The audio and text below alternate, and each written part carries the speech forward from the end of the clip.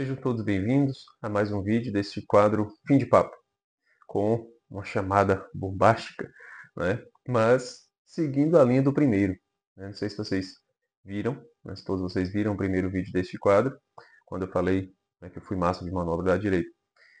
Agora eu quero falar, né, sobre uma espécie de continuação daquilo, porque é um pacote só, né? Eu me converti ao cristianismo, me tornei católico autêntico. Na verdade, eu sempre fui, né, de berço. Minha mãe sempre me levava para a igreja e tal, né? Só que passei por caminhos tortuosos no início ali da minha adolescência, certo? Da juventude. E aí tive, né, a compreensão, a conversão, uma espécie de conversão. E aí, junto, vem todo o pacote, né? Conservadorismo, direita, etc. Então, esse vídeo é uma espécie de exame de consciência que eu estou fazendo, daquilo que é a minha postura diante da religião. Então, não é exatamente, né, uma crítica aos conservadores, né, ao movimento conservador, não tem um cacife para isso. Né? É uma crítica à minha postura mesmo, diante disso, diante de tudo isso. Tá? Então, por quê? Né? Porque eu organizo melhor minhas ideias falando. Quanto mais eu falo, melhor eu penso. Né? Parece estranho, né? Tem gente que se organiza melhor escrevendo, né? Eu me organizo falando inúmeras vezes. Eu estou dando uma aula, dando uma palestra, né? Principalmente presencial, né? E eu estou vendo as pessoas, vendo a reação das pessoas. E aí, na medida que eu vou falando um conteúdo que eu já tinha preparado, que já estava todo esboçado ali no papel, né? Na medida que eu vou falando, eu vou organizando melhor minhas ideias e vou falando coisas que não estavam no script. Né? Então, eu penso melhor falando.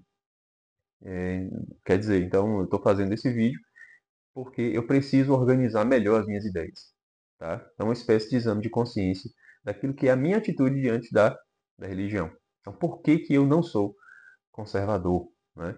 É, Mais uma vez, é uma chamada bombástica para dizer que eu não sou conservador nesse sentido caricato que eu, de fato, queria ser. De fato, né, aquilo que eu buscava ser, aquilo que eu imitava. Tá? Aquilo que veio no pacote, né, do processo de conversão. Mas, no fundo, não tem como não ser, né, conservador e, ao mesmo tempo, não tem como ser progressista.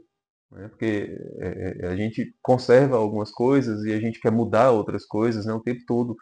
Né? A gente olha para a realidade, né, algumas coisas precisam ser conservadas e algumas coisas precisam mudar. Né? Então, a gente tem essas duas coisas dentro, né? Todo mundo tem. Né? Inúmeras ideias, inúmeros pensamentos de que coisas precisam ser conservadas e coisas precisam ser mudadas. Né? Então, nós temos um pouco aí de conservador e progressista ao mesmo tempo. E claro, sendo cristão, sendo católico, é evidente que eu preciso acreditar que algumas coisas devem ser mantidas, né? Algumas coisas não podem ser mudadas. Né? E olhando para a realidade também atual, a gente vê que muitas coisas precisam mesmo ser mudadas, não podem continuar do jeito que estão. Enfim, né? Então eu tenho opiniões conservadoras, opiniões progressistas, sim, mas eu não me identifico com essa caricatura de conservador que eu tanto pensava que eu era, que eu tanto queria ser, que eu tanto queria imitar. Né? Que tipo de caricatura é essa? Uma coisa que chamou muito a minha atenção, né, para esse movimento, né, de metanoia, né, de clareza daquilo que eu não deveria ser, foi quando o Santo Padre, o Papa Francisco, ficou doente, né, algumas semanas atrás, né, meses atrás, né, já podemos dizer meses atrás, porque qual era a minha atitude? Em nome de uma espécie de conservadorismo, eu já cheguei a pensar, né, porque, claro, é evidente, se a gente olha, né, para as coisas que aconteceram, né, durante o papado, né, do Papa Francisco, muitas opiniões dele pareciam ambíguas e a gente tinha aquele esforço para explicar para as pessoas que não são de igreja, não são tão católicas, né, o que ele estava querendo dizer.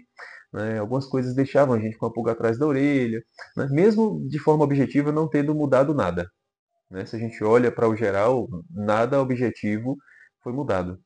Né, ele não fez nada de de tão grande assim, né? Mas deixava ali algumas coisas que a turma, a galera conservadora ficava com né, o nariz torcido, né? Deixava a gente incomodado. E aí, por conta de inúmeras dessas coisas e alguns estudos também um pouco polêmicos, né, eu cheguei a pensar assim, mas será que ele é realmente o Papa? Eu nunca fui sede vacante, né? Graças a Deus, nunca fui sede vacantista, né? Que isso aí eu já acho o fim da picada, né? Uma coisa um pouco mais, um pouco menos de parafuso. É, então nunca fui sede vacantista. Mas eu pensei assim, não, mas será que ele é realmente o Papa? Mas quem sou eu para julgar se ele é o Papa ou não? Né? Então vou fazer o seguinte, eu não vou deixar de rezar por ele, é claro, né? Que o dever de todo católico é rezar pelo Santo Padre, mas eu vou rezar porque eu vou rezar de uma forma diferente. Eu vou rezar pelo bispo de branco, porque ele é o único bispo, né, que se veste de branco, né, de forma ordinária. Beleza, tem a batina branca lá, a batina tropical, mas enfim, né, de forma específica eu vou fazer assim. Eu vou rezar pelo bispo de branco, porque ele é bispo e ele está de branco. Se ele é o Santo Padre, né, Deus sabe. Se ele não for, Deus também sabe. Eu não vou, né, vou estar rezando errado. Não vou estar defendendo uma ideia na minha oração de forma errada. Meu Deus do céu. Quando eu, eu, eu percebi a porcaria que eu estava fazendo para não soltar um palavrão, né? Quando eu percebi a soberba dessa expressão, desse pensamento, né? Dessa ideia, eu fiquei com vergonha de mim, né? Eu fiquei, meu Deus do céu, que soberba, quanta soberba. Quem sou eu para poder dizer se ele é o Papa ou não? Mas pior ainda, eu não estava nem defendendo uma opinião ferrenha de que não, ele é o Papa, é válido, não, ele não é o Papa. Eu estava ali lavando as minhas mãos, como Pilatos, né? Em nome da defesa de uma doutrina que não podia ser questionada, que não podia deixar dúbia, né? Que não podia deixar nada ambíguo, né? Porque em nome daquela doutrina, em nome da conservação dessa doutrina, dessa atitude, dessa opinião dos conservadores que precisam ter um papa autêntico, que precisam ter um papa bonitão, como foi Bento XVI, não podia admitir ter um papa como Francisco. Não podia bater no peito e dizer ele é o papa, eu amo o papa, eu respeito o papa. Não podia, não ia, não era condizente com essa opinião. E aí eu fiz essa besteira, né? E passei bom tempo rezando assim, até que de forma automática. Chegou no ponto que eu não estava nem prestando atenção mais se eu tinha uma opinião acerca disso, se dava para defender o Papa, se dava para respeitar o Papa, se eu reconhecia ele como o meu Papa, né? Que porra de católico é esse, né? E aí, quando ele esteve doente, que se intensificaram as orações por ele e tal, a gente começou, eu particularmente, né, comecei a prestar mais atenção, porque eu sou o tipo de católico que eu não fico, né, prestando atenção nos detalhes do caminhar do Papa. Não, eu vejo muitas coisas, mas é, não com tanta atenção. Né? Confesso que não com tanta atenção como eu estou vendo agora, né, o início do pontificado do Papa Leão XIV. Né? Muito pelo boom, né? Muito pelo hype, né? Porque realmente a gente está vivendo um momento histórico. Né? Eu passei o período ali do conclave com o celular na mão o tempo todo, até no trabalho fiquei com o celular na mão acompanhando, né, a profissão o juramento dos cardeais, a missa de envio, a entrada deles na Capela Sistina, acompanhando ali as fumaças, né, a saída do Papa pela sacada da Capela da Basílica de São Pedro, né, a primeira missa, enfim, né, acompanhei tudo isso. Então eu nem acompanhava tão de perto, né, e comecei a prestar mais atenção no Papa Francisco. E aí eu fui percebendo que, poxa, como é que Deus nos dá um Papa? Como é que Deus. Tá, se eu sou católico, né? Vamos fazer a construção do raciocínio aqui. Se eu sou cristão católico, se eu creio na Santa Igreja Católica, como eu professo em cada missa, né, em cada domingo, no credo, creio na Santa Igreja Católica, Como é que eu admito o pensamento de que Deus não nos deu o Papa Francisco? Que Deus pode não ter nos dado o Papa Francisco? Né? No sentido de que, tá, se ele for o Papa, se ele não for o Papa, né? Como é que pode ter um Papa com essas opiniões? Né? Eu estava até pensando em fazer esse vídeo quando eu tomei consciência, antes mesmo dele falecer, né? Tava pensando, mas é muito melhor eu fazer agora, muito melhor, porque eu posso falar, né, dessas coisas com liberdade. Não é aquela história assim, ah, todo mundo que morre vira santo, né? Ele teve suas opiniões que foram realmente ambíguas, que deixou a gente com a pulga atrás da orelha, né? Mas que, beleza, não mudou nada de objetivo na igreja, não mudou nada. E aí, no final das contas, Deus nos deu o Papa que a gente tinha, o Papa que a gente merecia. E agora eu digo isso não como quem está criticando o Papa Francisco, pelo amor de Deus, não entenda dessa forma, né? Agora eu digo como quem bate no peito e pede perdão a Deus porque eu fui um filho pródigo para o Papa Francisco. Eu fui um filho pródigo para ele. Porque eu não tive o respeito que eu deveria ter tido enquanto ele estava ativo como Papa. Ah, tá, beleza. Né? Ah, o Papa Francisco nem sabia da minha existência.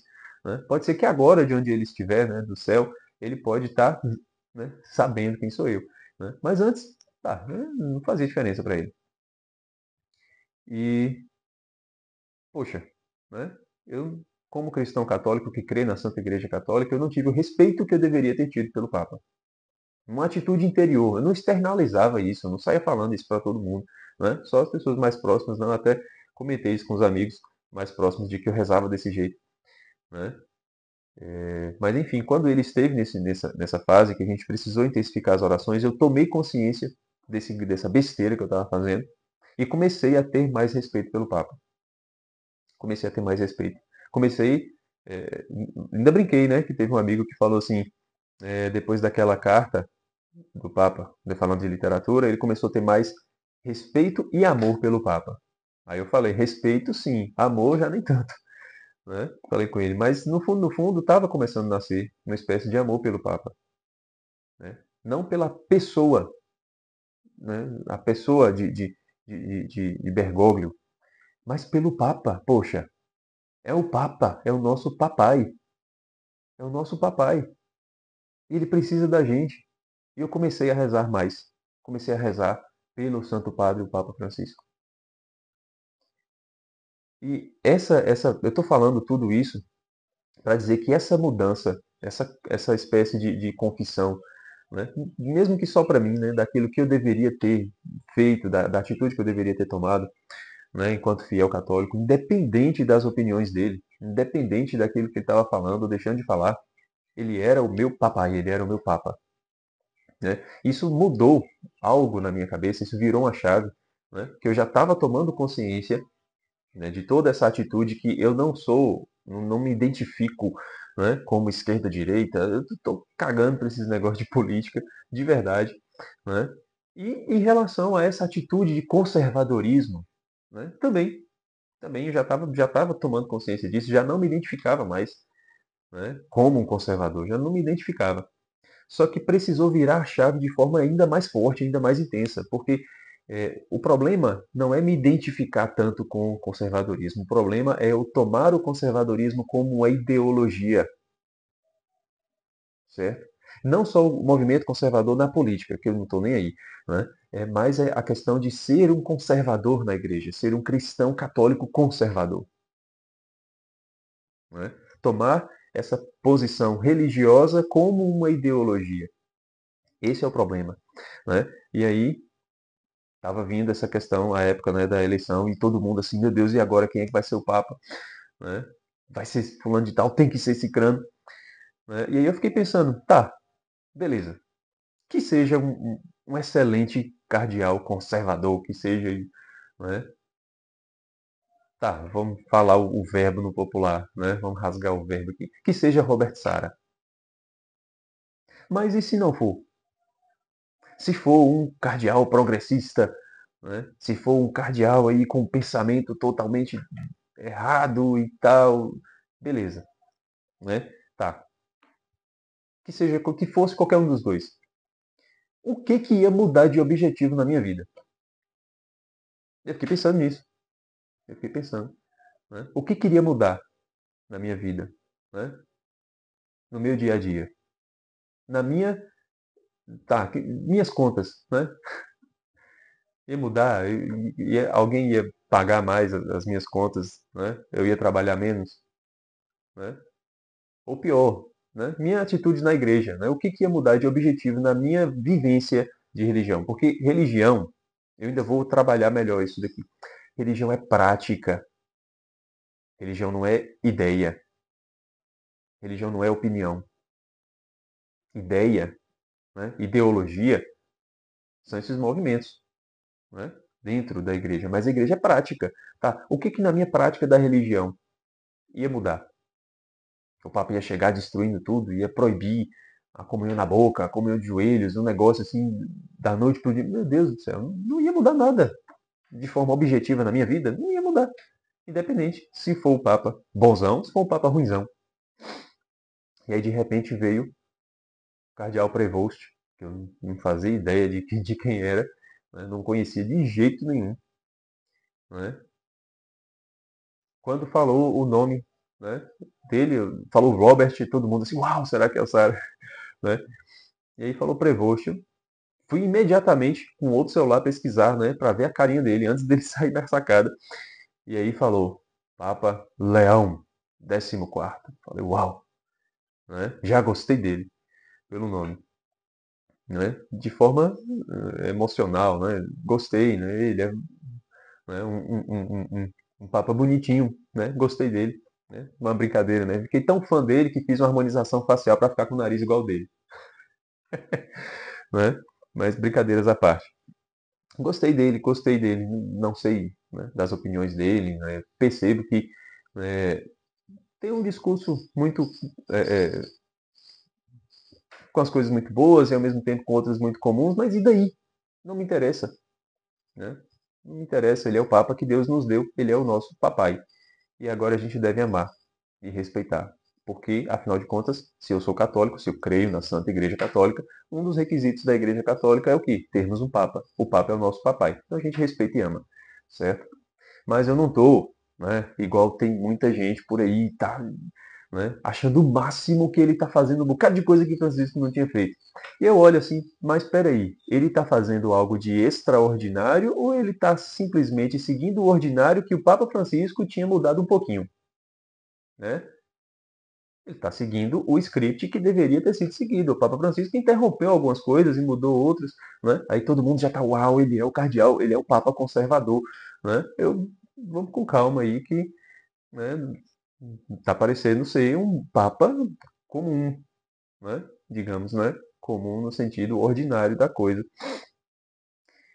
né? Ao mesmo tempo de falar algumas coisas muito legais, né? A homilia dele no dia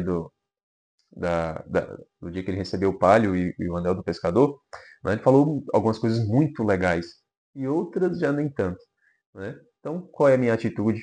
Vou ficar agora julgando o que o Papa está falando ou não, né? Eu acho que não é essa a atitude que eu devo ter. Se eu for um católico conservador, né, eu já vou começar a julgar. Já vou começar ou achar o máximo ou achar uma miséria, né? Não, não é essa. Essa não deve ser a minha atitude. A minha, eu não estou julgando ninguém, né? Cada um que siga a opinião que quiser. Mas eu, Kleber, né, não posso ter essa atitude. Porque afinal, eu sou um católico conservador, tal como eu queria ser antes, ou eu sou simplesmente um católico? Né? Então essa é a reflexão, esse é o exame de consciência que eu estou fazendo, certo? Que eu preciso fazer e que eu estou fazendo aqui, gravando para vocês, né? Talvez, né, sirva para você fazer também alguma espécie de exame de consciência aí da sua atitude na igreja, certo? E do seu olhar para com o Papa. Eu até peguei aqui um artigo do professor Olavo de Carvalho, um artigo que eu gosto muito, né? Que está lá, está no livro Mínimo e está disponível na internet, que é o Do Mito à Ideologia. Né? Foi publicado no Jornal da Tarde, 29 de março de 2001. Esse aqui, certo? É um artigo pequenininho, mas é um artigo que traz grandes reflexões para a gente. Eu não vou pegar o artigo todo, né? Se vocês procurem aí na internet, leiam, porque é bem pequeno, certo? Bem pequeno mesmo. São 2 páginas o artigo, tá?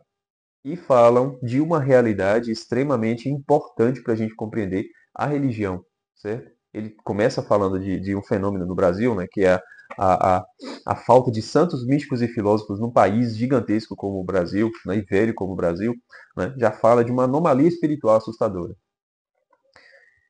E aí ele começa a definir mito fundador e ideologia no artigo e termina falando que as pessoas, né, os acadêmicos, as pessoas, os pensantes atuais, tratam o mito fundador como uma ideologia. Eles tentam substituir o mito fundador da civilização, que é a Sagrada Escritura, por qualquer tipo de coisa, certo? Mas qual é o ponto que eu quero mencionar aqui desse artigo, na minha reflexão? É quando ele fala que estamos trocando o mito fundador por uma ideologia. E claro, os exemplos que ele dá aqui é falando do movimento contrário, né? Do surgimento do movimento progressista, digamos assim. Mas é uma reflexão que nós podemos fazer também para a nossa atitude dentro da igreja. Nós trocamos o mito fundador, nós trocamos a prática da religião por uma ideologia. Será? Será que nós fizemos isso? Essa deve ser a nossa reflexão. Né? O que é o mito fundador? O que é a prática da religião? Né? A religião ela deve ser uma prática. A fé não é uma opinião. Não é aquilo que eu defendo, é aquilo que eu vivo. Certo? É aquilo que eu vivo. É aquilo que eu pratico. Certo? Eu transformei isso numa ideologia, quer dizer, eu defendo uma ideia acerca da religião com unhas e dentes e nada, nem ninguém, inclusive o Papa, não pode questionar essa ideia. Aqueles que questionam, estão contra, não são da minha bolha, do meu movimento, e aí eu rejeito. Eu arrumo uma desculpa para dizer que ele não é Papa. Eu vou dizer que ele não é bom. Eu vou dizer que ele vai atrapalhar a minha vida, que ele está destruindo a igreja. Tá, tem gente que quer destruir a igreja, de verdade. Né? Mas enquanto fiel, né? O que eu posso fazer ao invés de só criticar, ao invés de só reclamar? Né? Será que eu posso fazer alguma coisa diante dos que realmente querem destruir a igreja? Como é que eu posso ajudar a igreja em suas necessidades? Como manda o quinto mandamento da igreja. Né? Só falando mal? Né? Então, mais uma vez, não estou falando de ninguém aqui, certo? Não estou criticando seu ninguém aqui, certo? Estou fazendo um exame de consciência da minha atitude, certo? Eu, Kleber, não posso ficar assim criticando. Eu não posso. E claro, eu vou cair nisso. Eu vou cair, volta e meia, eu vou pegar o celular, estou conversando com os amigos e vou começar a criticar. Eu vou começar a falar mal de umas coisas. Né? Eu vou começar a ter essa atitude porque eu preciso tomar consciência disso. Eu ainda não tomei. Né? Eu preciso mudar a minha atitude. Certo? Beleza, já tomei consciência. Mas eu preciso mudar a minha atitude, que está nesse processo. Tá entendendo? Então é uma reflexão que eu estou fazendo para a minha pessoa. Para a minha pessoa, que eu devo respeitar e amar o Papa, independente de quem ele seja. E se eu posso fazer alguma coisa para ajudar a igreja em suas necessidades, que eu faça, ao invés de só ficar criticando. Certo? Porque eu não sou conservador nesse sentido. Eu não devo ser conservador nesse sentido. Certo? Caricato. Apesar de saber que algumas coisas, a tradição precisa ser de fato conservada. E algumas coisas precisam ser de fato mudadas. Certo? Sabendo que existe algo de conservador e de progressista na minha atitude, no meu pensamento, na minha prática de religião. Deve haver, mas não posso tratar isso como uma ideologia. Não posso tratar isso como uma ideologia. Eu não posso fazer isso. Tá?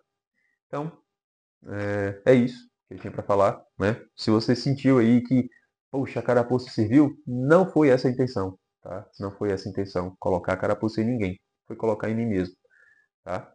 Mas, se te ajudou a refletir um pouco sobre a sua prática de religião, certo? A sua, sua vida de religião, a sua fé, né? Que bom, né? Porque foi a minha reflexão e tenha te ajudado também, tá certo? Então, é isso que eu tinha para falar neste vídeo. Agradeço se você assistiu até aqui. Se você está gostando desse vídeo, desses conteúdos, não deixe de curtir esse vídeo, tá? De compartilhar e de conferir também os links aí na descrição do vídeo, tá bom? É isso. Um abraço e até a próxima.